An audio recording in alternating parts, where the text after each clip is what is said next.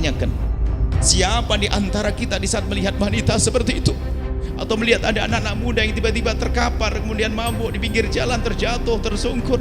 Lalu kita melihat mereka, siapa di antara kita di saat melihat mereka? Terenyuh hati kita, mungkin kita menundukkan kepala, menitikkan air mata, lalu menengadahkan tangan. Ya Allah, itu anak gadis umat kekasihmu Nabi Muhammad. Ya Allah, jadikan ini malam kehinaan terakhir baginya. Ya Allah, ampuni dia. Ya Allah, bimbing dia. Ya Allah, bawa ke tempat mulia. Ya Allah, ini anak muda yang mabuk terkapar ini. Ya Allah, dia adalah umat kekasihmu Nabi Muhammad. Berikan kesadaran, ampun dia. Siapa yang seperti itu?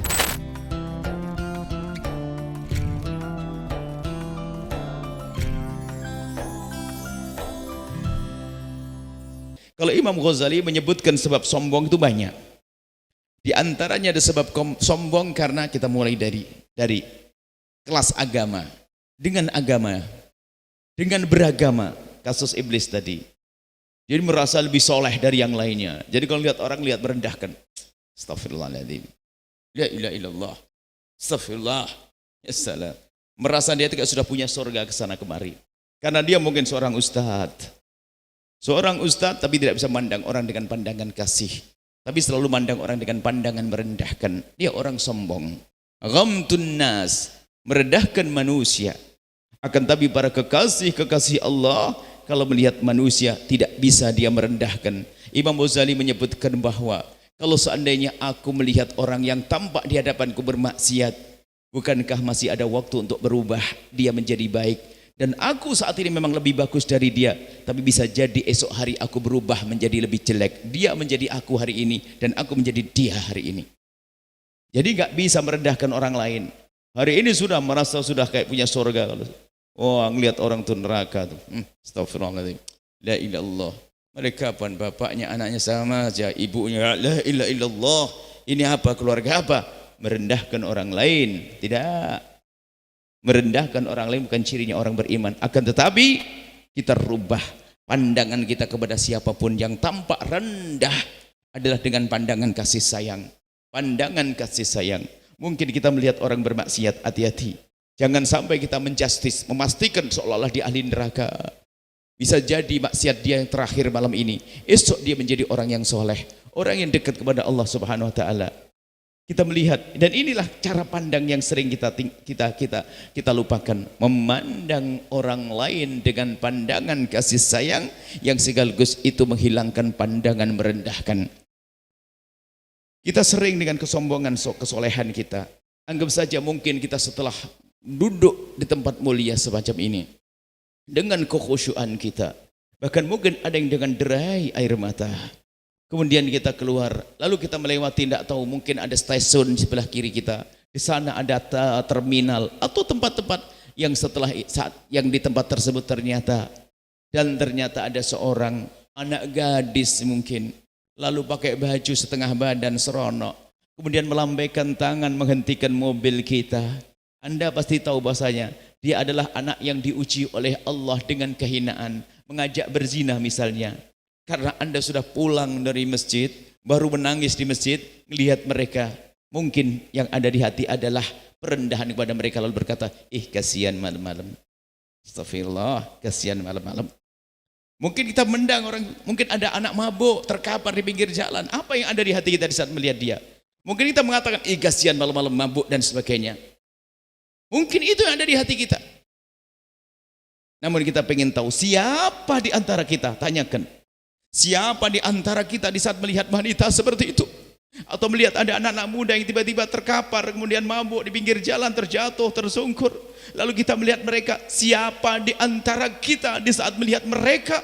Terenyuh hati kita, mungkin kita menundukkan kepala, menitikkan air mata, lalu menengadahkan tangan. Ya Allah, itu anak gadis umat kekasihmu Nabi Muhammad. Ya Allah, jadikan ini malam kehinaan terakhir baginya. Ya Allah, ampuni dia. Ya Allah, bimbing dia. Ya Allah, bawa ke tempat mulia. Ya Allah, ini anak muda yang mabuk terkapar ini. Ya Allah, dia adalah umat kekasihmu Nabi Muhammad. Berikan kesadaran, ampun dia. Siapa yang seperti itu? Kadang sombong dengan ibadah ini menyeramkan sekali. Mungkin seorang bapak, ibu lagi tahajudan di tengah malam, lagi tahajud, mau puasa, mau buka, tak tahu aja apa, di gang kampungnya ada sepeda motor berlalu. Karena digang pelan-pelan, lalu berhenti itu motor. Dia mengintip dari gorden rumahnya itu. Rupanya motor itu adalah orang yang tidak ia kenal telah menurunkan anak gadis tetangga. Anak gadis tetangga jam 3 malam diantarkan pakai sepeda motor asing. Apa kata Bu Haji yang katanya solehah ahli ibadah, ngomong sama suaminya, "Bang, astagfirullah, anak tetangga jam begini diantarin laki-laki. Ya Allah, astagfirullah. Sudah pakai bajunya begitu, astagfirullah." Kata suaminya, "Mana bang?" "Ya astagfirullah." Apa kata suaminya? Suaminya rupanya di saat dengar cerita dari istrinya langsung sambutannya luar biasa. Apa?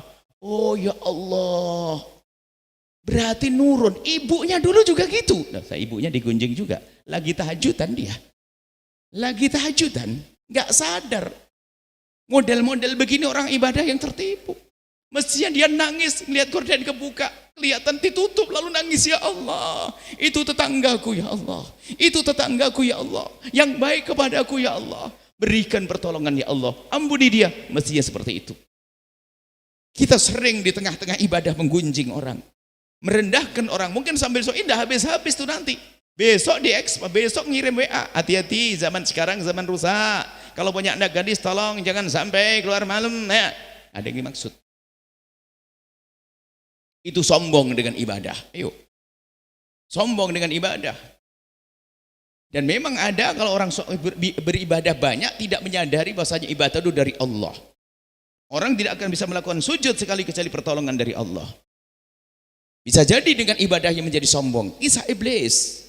Kurang apa? Iblis ibadahnya jauh lebih banyak daripada yang kita lakukan. Akhirnya dengan kebaikannya dia menjadi sombong. Yang jago puasa Senin Kemis, tahajudan dan sebagainya. Wah, seolah-olah sudah punya surga. Kalau lihat orang lain lalu merendahkan, ini adalah sombong dengan kebaikan, sombong dengan ibadah. Mengerikan. Akhirnya jadi iblis dalam bentuk manusia. Manusia akan tapi seperti iblis, sombong dengan kebaikannya.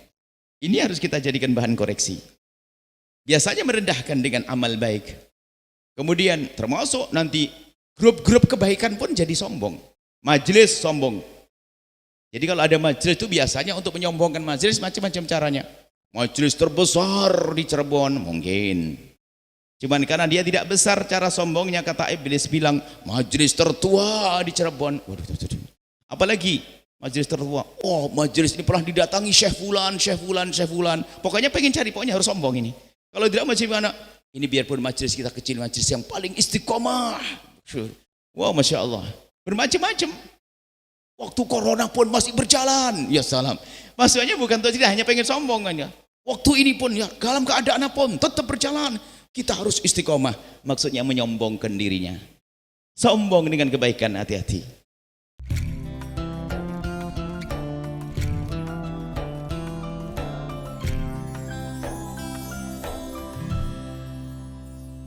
Sahabat Al-Bahjah TV, setelah menyaksikan video ini, jangan lupa bersolawat kepada baginda Nabi Muhammad.